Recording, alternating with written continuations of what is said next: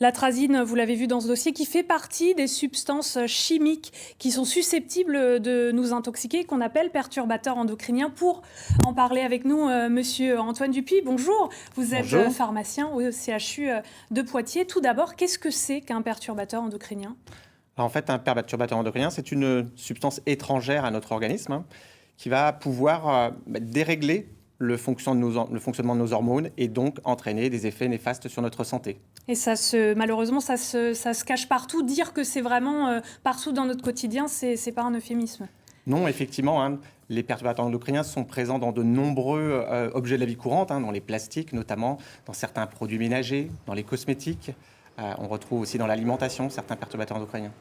Comment on s'en protège alors? S'ils sont partout autour de nous, comment on fait pour se protéger de ces perturbateurs? Ça fait partie un peu du challenge de notre équipe de recherche, effectivement.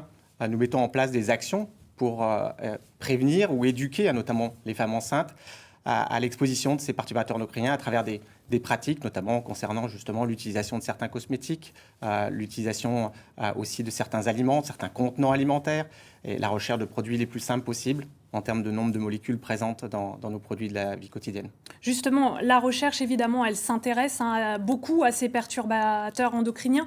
Comment vous procédez? Parce qu'on sait que ces substances, elles sont dans notre organisme et elles y restent pendant de nombreuses années. C'est difficile de les éliminer. C'est difficile, effectivement. Alors, notre travail, notre équipe de recherche, EDEX du CHU de Poitiers, s'attache à estimer cette exposition et notamment nous mesurons des quantités grâce à des méthodes analytiques ultra sensibles. Nous mesurons les quantités de perturbateurs endocriniens dans les liquides biologiques, dans le sang, dans l'urine, dans le lait maternel, pour estimer mieux cette exposition. C'est notre travail, notamment grâce à matériel de haute technologie que nous venons d'acquérir grâce au fonds Aliénor du CHU de Poitiers, qui nous a permis d'atteindre des sensibilités très importantes. Et puis en menant ces fameuses actions auprès notamment de ces femmes enceintes, en faisant des actions d'éducation à travers des ateliers pour se prévenir un peu l'exposition de ces femmes aux perturbateurs endocriniens. Et du coup, dans le cadre de la recherche, nous évaluons l'efficacité de ces actions par les dosages que je viens d'évoquer. Merci beaucoup Antoine Dupuis. Je le rappelle, vous êtes pharmacien au CHU de Poitiers. Vous continuez bien sûr la recherche autour de ces perturbateurs endocriniens qui nous empoisonnent la vie. Merci.